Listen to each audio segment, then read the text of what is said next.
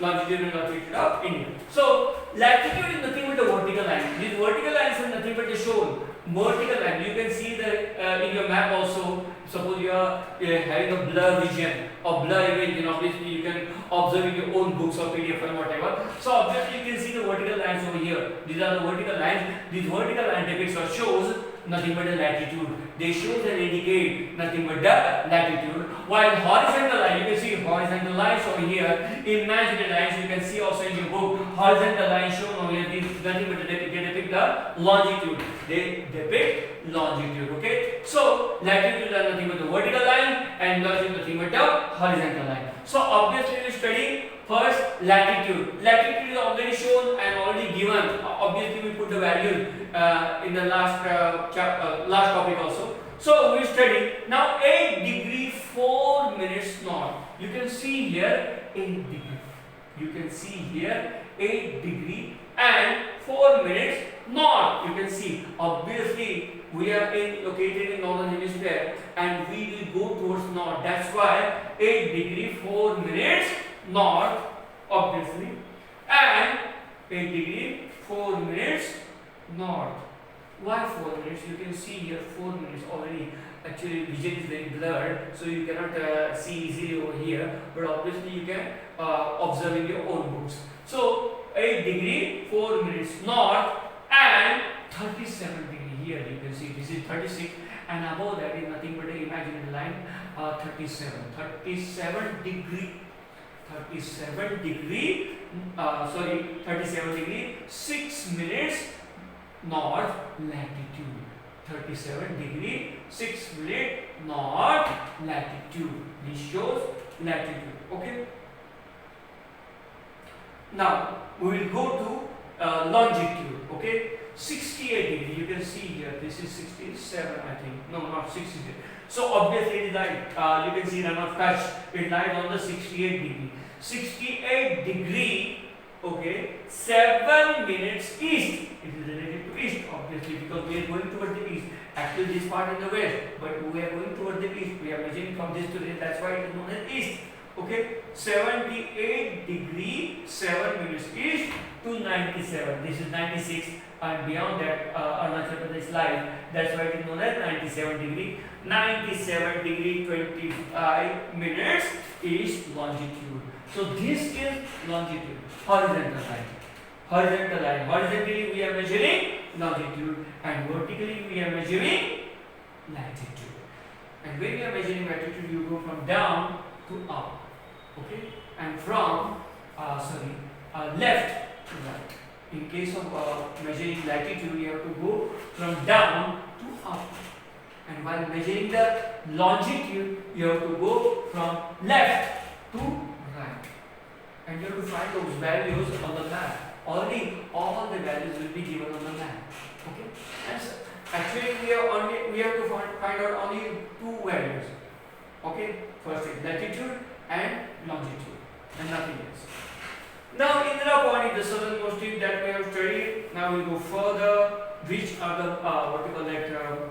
neighboring countries of India? Which are the neighboring countries of India? Which are the neighboring countries of India? Okay. Brazil. Brazil. The student, some part is omitted from your syllabus that you know, and from geography syllabus in chapter number 2, they have omitted this one. What is called that? Not location but extent. Extent they have omitted, and exact value of extent is also what you call it of India. Exact value of location, not location, extent of India means the government of Maharashtra deleted or what you call it omitted certain part, that is nothing but the extent of India and extent of Brazil. Extent of India and extent of Brazil, not location. Location is put there. Already location is there, so obviously we have to study the location. Now we will go to this part. Name of the country: Federative Republic of Brazil. Brazil is not known as just Brazil, but Federative Republic of Brazil. Now name of the capital: Brasilia. Name of the capital: Brasilia. Now location, extent and boundary. We will not study extent and boundary because it is totally omitted by the government of Maharashtra. So we will study only location. Now some part of Brazil lies in the northern hemisphere, while most of it lies in the southern hemisphere. Now why you say that while Brazil is located,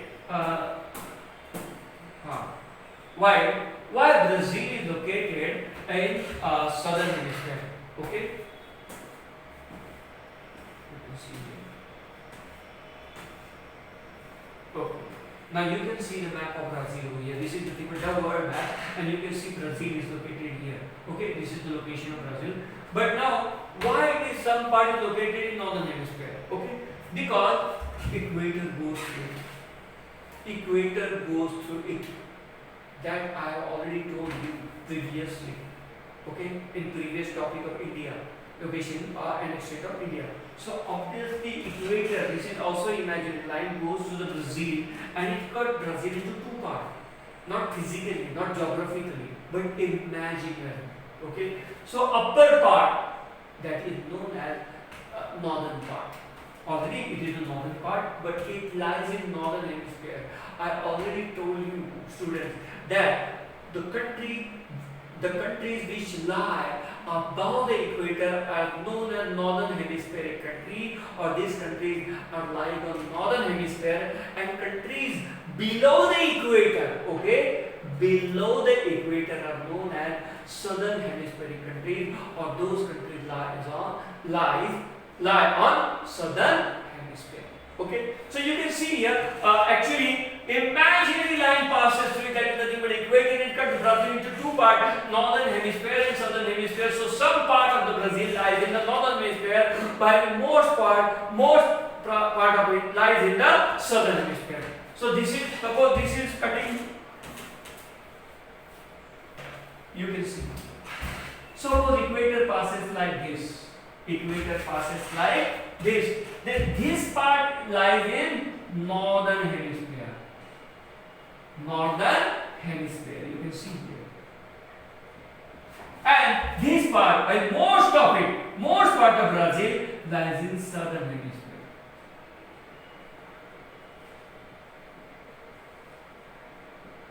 Okay, so you can see equator passes through it, and equator cuts the Brazil of mainland of Brazil into two parts. There is nothing but the northern hemisphere, southern hemisphere. Means some part lies in the northern hemisphere and some part lies in the southern hemisphere. So Brazil, little bit part lies in the northern hemisphere, while most of it lies in the southern hemisphere. Now also it lies in the western hemisphere, because obviously Brazil lies in the west.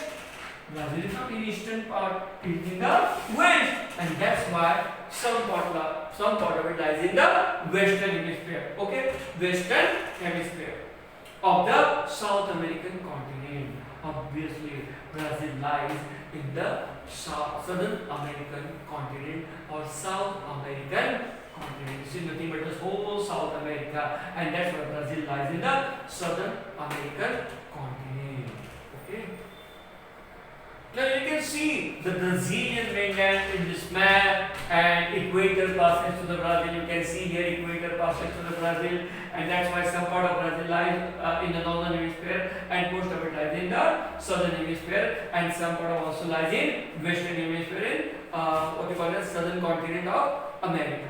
Now you can see here equator passes through it, and North Atlantic Ocean, South Atlantic Ocean, and neighboring countries also. You can see here various neighboring countries like Bolivia, Peru, Colombia, Venezuela, in Guyana, Suriname, French Guyana. These are the neighboring countries of Brazil, and you can see various states of Brazil. You can see Mato Grosso do Sul, Sao Paulo. Sao Paulo is the largest coffee producer part of the Brazil. You can see Paraguay, then Uruguay, and Argentina. Okay, so obviously this is the South Atlantic Ocean, and this is the Tropic of Capricorn. Tropic of Capricorn also passes to the Brazil. So you can see equator as well as Tropic of Capricorn passes to the part of the Brazil or Brazilian mainland, and you can see South Atlantic and North Atlantic Ocean and various neighboring countries. And whatever orbited, it is nothing but given for the what you call the first self-study. It is given to you for the self-study. So it will not appear in the exam. No question will come about it in the board exam, but it is only for self-study. Okay, we'll proceed further. Background of India and historical background of Brazil. Historical background of India and historical background of Brazil. First, we will study about the historical background of India. India was under the British rule for almost 1.5 century. So obviously, British ruled us for 150 years. 1.5 century, nothing but 150 years. So British ruled India for 150 years. India got its independence in the year 1947. That you know very well. All of the students know our independence date.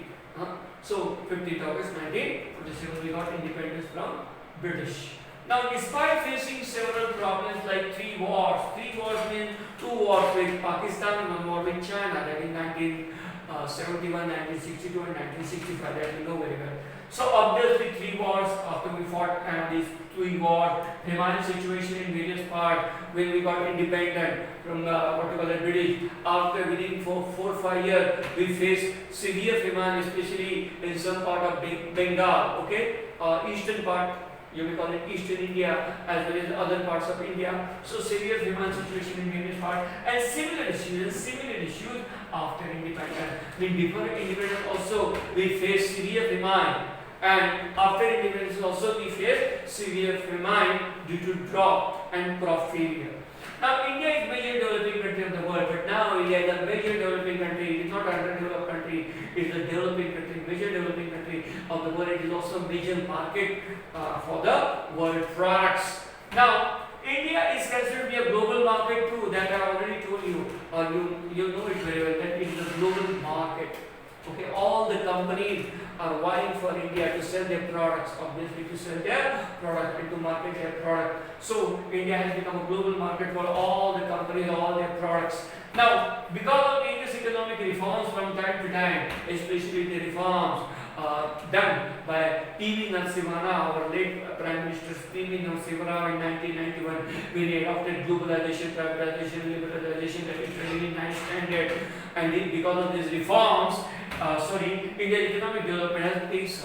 India's economic development has, now we are in top 10. We are in not only top 10 but top 5 country economic growth. We are top 5. So obviously, now the proportion of youth in India's population is high. Obviously, India is known as the country of young because proportion of youth or young population in India is very high compared to the whole of the world. Not just other countries but whole of the world. Our population is the youngest population. Our young proportion of population is higher in total population of India, and that's why India is known as the country of young. Now, because this forms a major part of our working population, obviously this is the working population. You are also young, obviously student. You are also young, and age 15 to age 30. Age 15 to age 30 known as younger population, okay, a young group of population in total population, and so obviously the young population will enter into the market to buy things and to work or indulge in various businesses, profession, and that's why this forms a major part of working population. India is looked upon as a young country. India is looked upon as a young country because of its young population, younger population. Considerable part of the total population is young.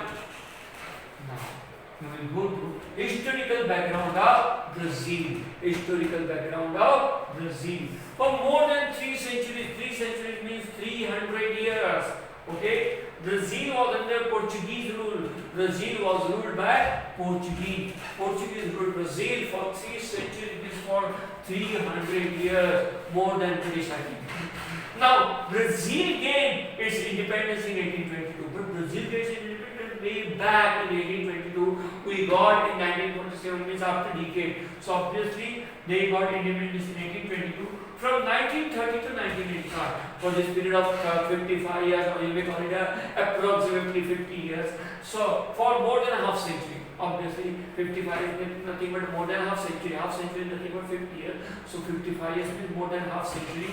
From 1930 to 1985, it was under the populist military government. Now you know Pakistan, even though Pakistan is a democracy, it is a paper democracy. It is not a real democracy because Pakistan is ruled by its military officials, military generals, as well as ISI, that you know very well. The same way happened in Brazil. Way back in 1930 to 1985, Brazil was ruled by the populist military government. Military was ruling. It was not a democracy. Even though they declared themselves democracy, it was under the populist military government or military rule. Now, it has overcome global financial difficulties in the late 20th century. Brazil also is a developing country like India. It has also faced various setbacks, especially in financial sphere. So obviously, when there was a global crisis in 2008 and in 2001 also, in 2001 and 2008 and in various other times, they faced major setbacks to the economy, yet they came out of it, they emerged out of it. So, they overcame all these global financial crisis, global financial difficulties. You know, student, now also due to this coronavirus pandemic, all the countries of the world, they are facing lot of problems on economic front. Our economic growth is negligible or sometimes negative. In India, it is minus 6.1 for this 3 quarters, from March, April, May to June. Now, it has overcome global financial difficulties in the late 20th century. Brazil is seen as the contributor to economic growth. Obviously, it is a developing country. It is also the big market for the world. All the companies are vying for Brazil like they are vying for India to sell their products, to market their products of the world. And it is an important market in the future. Obviously, it is also an important market in the future. India is an important market in present, but Brazil will also become, it is also a developing country, so obviously it will also become a major market to sell all their products, especially for multinational companies, transnational companies, big corporations. So obviously it is a market in the future, it will also become a market in the future. So obviously, so now students, colors of both, give it a try, nothing but a self-study. These questions will not come in board exams. Obviously, you study on your own for the sake of study, for sake of understanding, for sake of knowledge, general knowledge you may call it. Now, we will go to Do You Know? Page number, it is nothing but page number 13. You can see here, Do You Know? Now we celebrate our Independence Day on August 15. Obviously, India got independence on 15 August 1947 on midnight. So obviously, on the eve of 14 August 1947, we got on that eve. On that eve in midnight, we got independence. So obviously, it is regarded as the 15th August. So 15 August 1947 is regarded or celebrated as an Independence Day all over India. Now, where Brazil celebrates her Independence Day on September 7. So Brazil got independence on September 7. So obviously, they celebrate their Independence Day on September 7. Now, obviously, they got independence in 1822, while we got in 1947. That we have to recall it, that we have to recollect, and we have to remember it. That Brazil got independence on September 7, 1822, while we got independence from British on August 15, 1947. That you have to remember. Now, India has a federal parliamentary republic type of government. Federal means India is composed of various states. There are 29 to 30 states because one state is added, so 30 states now there in India. 29 states. So obviously it is a federal parliamentary government. There are two types of government: central government, state government, as well as local bodies or local government like municipal corporations, or you may call it a gram panchayat and even nagar parishad. These are nothing but the local body. So India has a federal parliamentary republic type of government, and there is a parliament. You know, parliament is in Delhi. So obviously there is an upper member of parliament and lower member of parliament, or upper parliamentary session and lower parliamentary session. We have Lok Sabha and Rajya Sabha, and House of Commons and House of Lords. In English it is known as House of Commons and House of Lords. So India is a federal parliamentary, republic type of government is the republic. India is made up of various states, that's why it is known as republic. Now, and federal. Now, where Brazil has federal presidential republic type of government. In India, we have a prime minister. Who is the chief? Actually, president is the first citizen of India, and president has a lot of rights. But here, prime minister is very imposing. Okay, prime minister takes all decision, and we choose or select prime minister. So obviously, India is a federal parliamentary republic republic type of government, while Brazil has federal presidential republic type of government. Now, the name Brazil comes from Pau Brazil, a local wooded tree. This Brazil, this name, where it came from? It came from Pau Brazil. Pau Brazil is a very famous and native tree, ancient tree type of Brazil, a local wooded tree. It is a local wooded tree. From that Pau Brazil, this name has been derived, that is known as Brazil.